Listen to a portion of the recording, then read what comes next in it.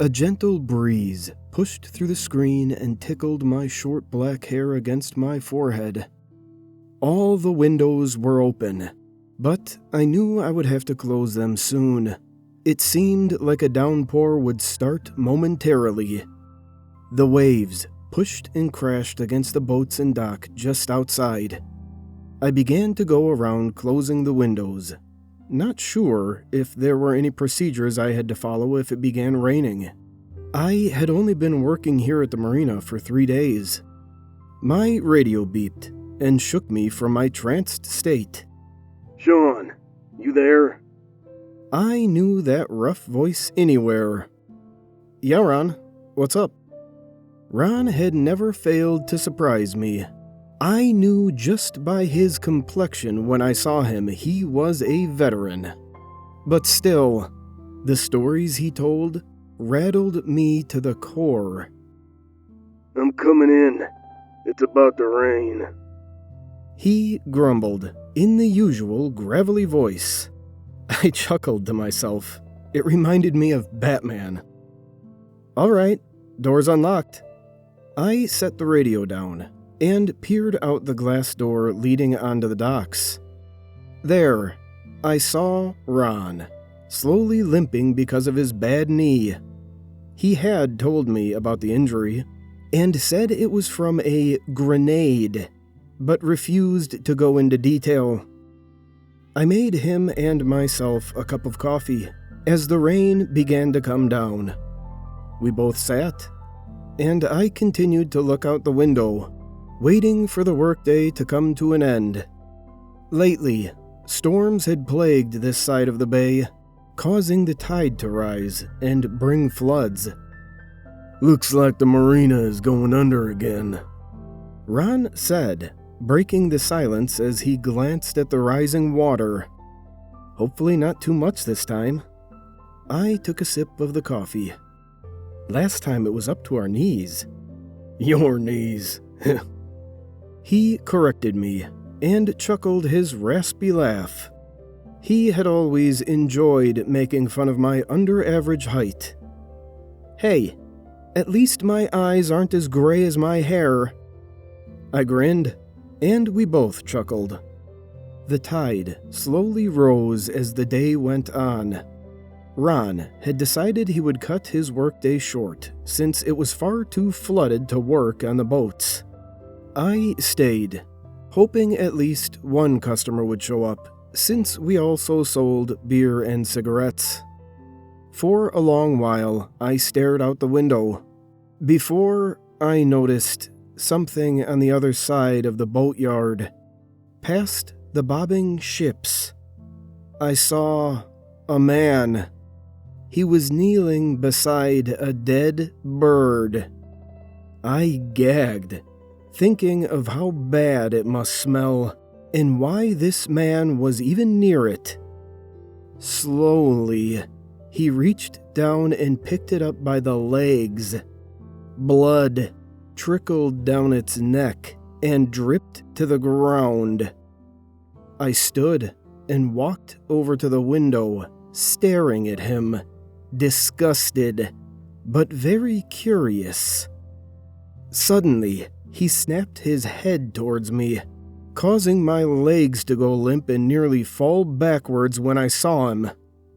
What I believed to be his face had no features. Any exposed skin seemed completely out of focus. His clothes, however, were clearly visible.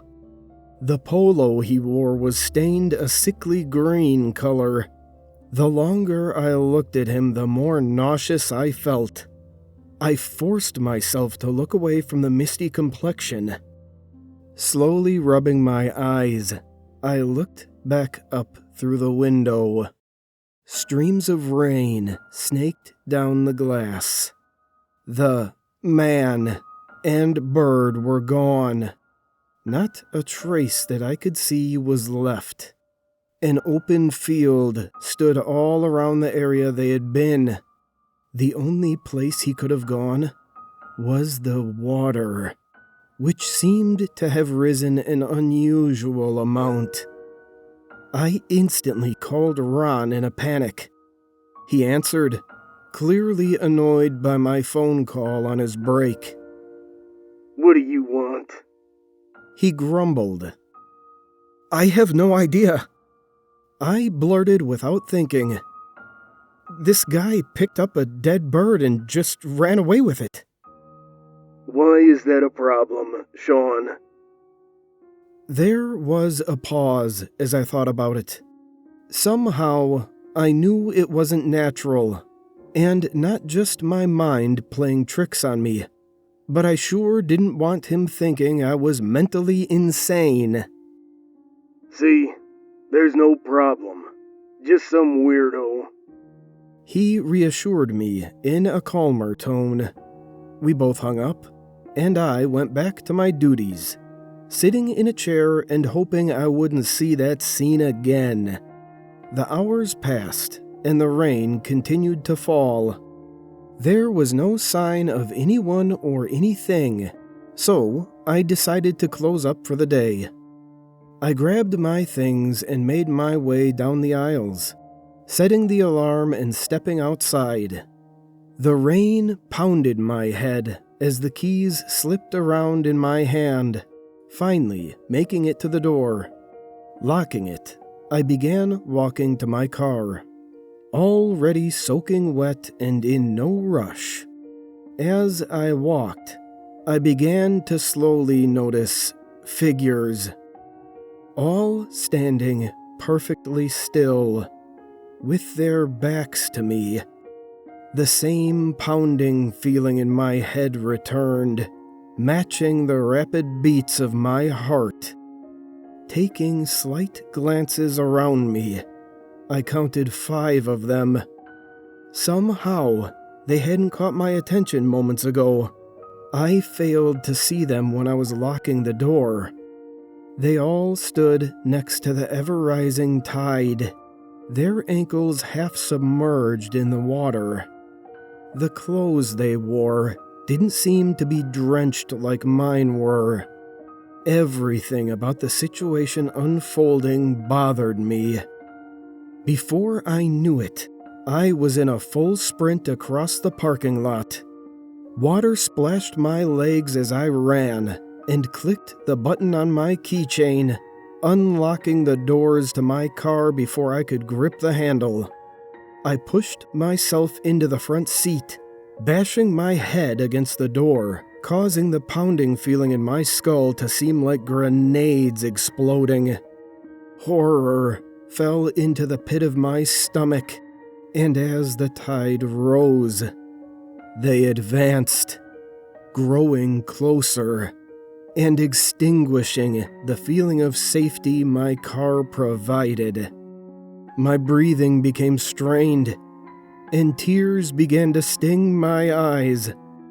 The ignition refused my many attempts to start the car and escape whatever horrors were approaching. Opening the door, I stepped back into the rain. I made a quick dash back to the store.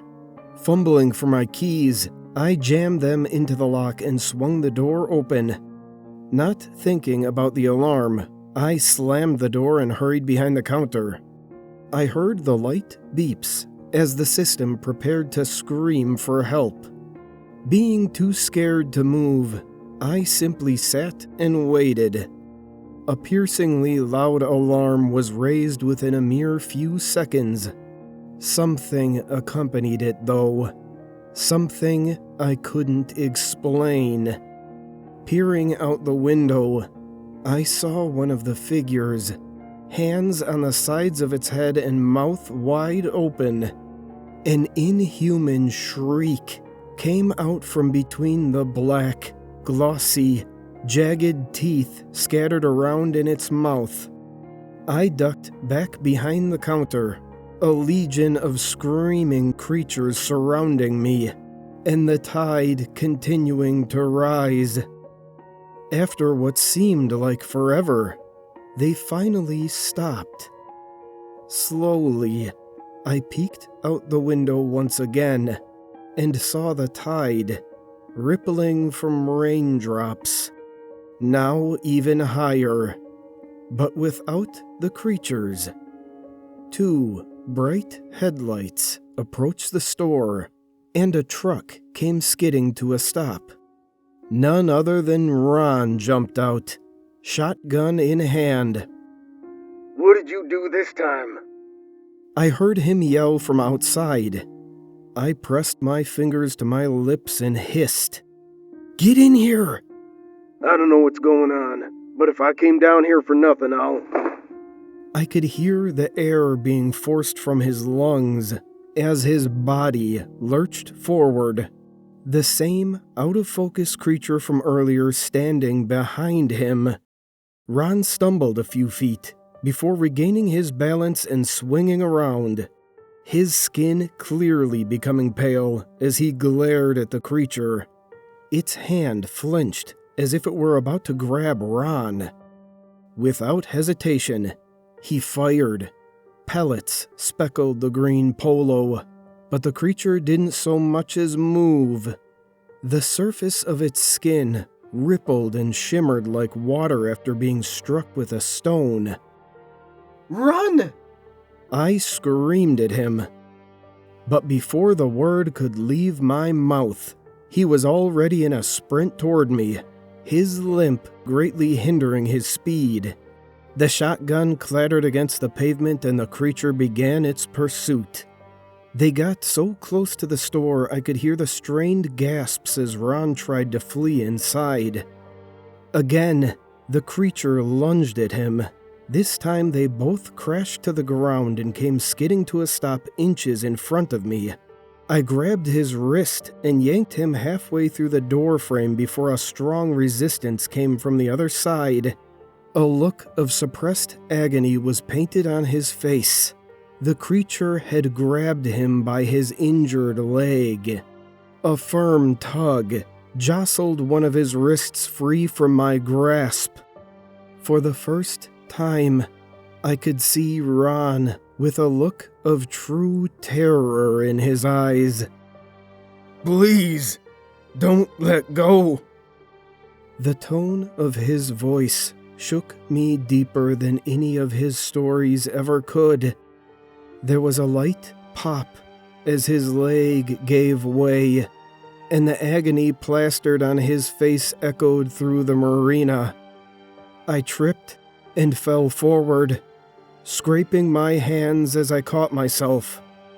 Ron was being dragged away when I looked up, his knee twisted at an unnatural angle. He shrieked, clawing at the pavement, trying to slow his descent into the water. I forced myself up off the ground and darted after him. My feet splashed through the water as I chased the duo. Ron was being dragged through the water like a heavy sack, his leg suspended in the air by the creature. A light trail of red swirled in the water as the skin on his back was torn apart by the cement. The adrenaline began to wear off, and I became more aware of my surroundings. The tide splashed against my chest, and I realized just how deep I had gone into the water. Panic leaked through my body as my mind took me back 10 years. I could almost remember the exact feeling as water filled my lungs. The sun became darker and more distant as my exhausted 12-year-old body sank to the bottom of the pool. A chill ran down my spine, and I forced the memory out of my head. Ron no longer flailed about in the water. His body seemed limp, and his arms floated behind him. Tearing my eyes from the scene, I turned back and got out of the water as quickly as I could, retreating back into the store. The alarm had become a simple background noise. I focused more on the threats that caused it to the sound in the first place.